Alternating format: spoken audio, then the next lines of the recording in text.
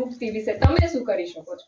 તમે મોટા થશો, તમારા જીવનમાં પણ ઘણા બધા આગળ આવા મોટા સ્ટેજ આવશે, તો તમે આ વસ્તુને અપનાવશો કે નહીં અપનાવો? એના તમને ફાયદા, નુકસાન તમને બધાને ખબર જ છે કે આ વસ્તુ કઈ વસ્તુ આપણને કેટલી નુકસાનકારક કરે છે, આપણા શરીર માટે, આપણા દેશ માટે, આપણા સમાજ માટે ઘણી બધી નુકસાનકારક છે. એ જ વસ્તુ તમે જે તમારા મનમાં કલ્પના કરી હોય એ જ તમારે તમારા પેપરમાં ઉતારવાનું છે. તમને બીજું આ પેપર આપવામાં આવશે, અહીંયાથી આવી રીતનું પેપર આપવામાં આવશે. આ જ પેપર ઉપર તમારે અહીંયા ચિત્ર દોરવાનું છે. ચિત્રમાંથી દોરી અને એના પર કાળી સ્કેચ પેનથી બોર્ડર કરવાની છે. ચારે તરફ બોર્ડર કરી એમાં તમને મનગમતા કલર પૂરવાના છે. કોઈ પણ કલરની બાદ નથી. કલર પણ તમને અહીંયાથી આપવામાં આવશે. યુઝ કરીને ભાખરીમાં લઈ લે, શાકમાં લઈ લે, અને ત્રીજી વાર તો મમ્મી યુઝ કરતા ન હોય. આપણી મમ્મી માં હોય ને, આપણી ત્રીજી વાર ન ઉકાળે એ તેલ. આ લોકો છે ને 10 વાર ઉકાળેલું તેલ છે ને, એમાં પછી ભૂંગળા તળે. એવું તેલ ખાય ને તો એનાથી શું થાય કોઈને ખબર છે? તમારા લેવલે કહું, પહેલા તો છે ને ગળામાં બળતરા થાય, ઉધરસ થાય, શરદી થઈ જાય, બરોબર છે. અને આગળથી એનાથી વધારે કહું તો એવું તેલ ખાય ને એનાથી કેન્સર થવાની પોસિબિલિટી થાય. એવું તેલ અત્યારથી તમારે ખાવું છે? તો છે ને જેને ભૂંગળા ભાવતા હોય ને એને કાચા ભૂંગળા ઘરેથી તળીને મમ્મીને કહેવાનું કે આ કાચા છે, તમે આ તળી દો, મસાલો નાખી દો, તો ઘરેથી લાવી શકાય ને. બહાર જે ભૂંગળા મળે ઘરે બની શકે ને. આપણે ઘરના તેલનું ખાવું જોઈએ કે બહારના તેલનું? હવે કોઈ નહીં ખાય ને કાલથી બહારનું.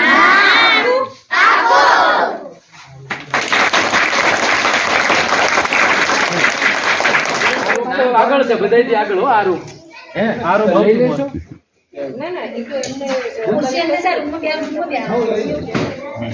કરી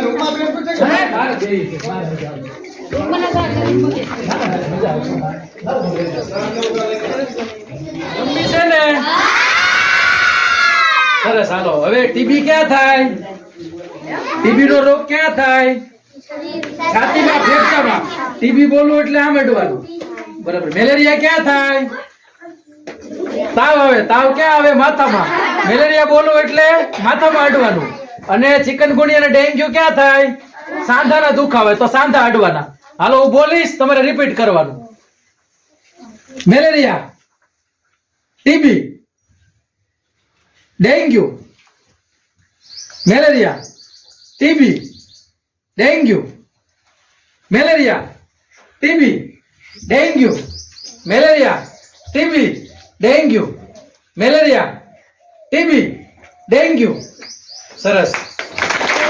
હો ભાઈ.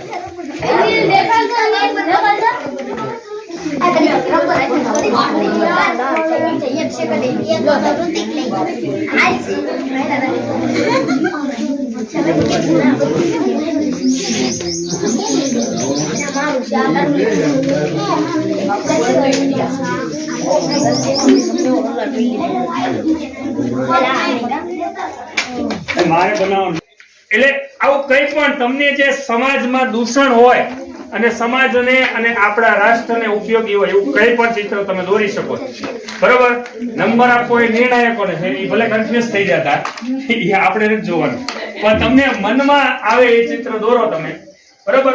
અને ફ્રી માઇન્ડ દોરો. 1 કલાકનો સમય છે. બરોબર. અને પ્રાથમિક શાળા છે એનો પાયો છે.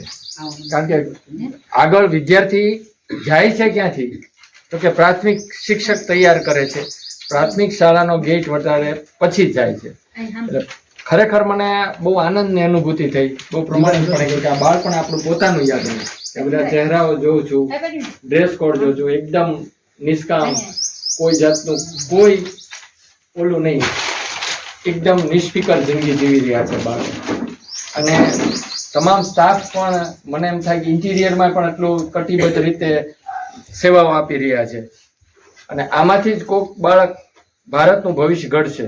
કોઈ એન્જિનિયર બનશે, કોઈ ડોક્ટર બનશે. અને હવે તમે જોઈ રહ્યા છો, આપણે બધા ધીમે ધીમે આ રોથી પાછલી રો સુધીના બાળકોને ખબર પડશે કે 50% મહિલાઓ સ્ટેજ ઉપર આવવા માંડી. આ દેશની સિદ્ધિ છે. એક ડોક્ટર છે, એક ચિત્રકાર છે, અને ફૂડ ને એક કેમિસ્ટ છે. તમારામાંથી પણ કોઈ છોકરીઓ છે, ભણશે, આગળ આવશે અને સ્ટેજ ઉપર બિરાજમાન થશે. તમે શું કરી શકો છો? તમે મોટા થશો, તમારા જીવનમાં પણ ઘણા બધા આગળ આવા મોટા સ્ટેજ આવશે, તો તમે આ વસ્તુને અપનાવશો કે નહીં અપનાવો? એના તમને ફાયદા, નુકસાન તમને બધાને ખબર જ છે કે આ વસ્તુ કઈ વસ્તુ આપણને કેટલી નુકસાનકારક કરે છે, આપણા શરીર માટે, આપણા દેશ માટે, આપણા સમાજ માટે ઘણી બધી નુકસાનકારક છે. એ જ વસ્તુ તમે જે તમારા મનમાં કલ્પના કરી હોય એ જ તમારે તમારા પેપરમાં ઉતારવાનું છે. તમને બીજું આ પેપર આપવામાં આવશે, અહીંયાથી આવી રીતનું પેપર આપવામાં આવશે. આ જ પેપર ઉપર તમારે અહીંયા ચિત્ર દોરવાનું છે. ચિત્રમાંથી દોરી અને એના પર કાળી સ્કેચ પેનથી બોર્ડર કરવાની છે. ચારે તરફ બોર્ડર કરી એમાં તમને મનગમતા કલર પૂરવાના છે. કોઈ પણ કલરની બાદ નથી. કલર પણ તમને અહીંયાથી આપવામાં આવશે.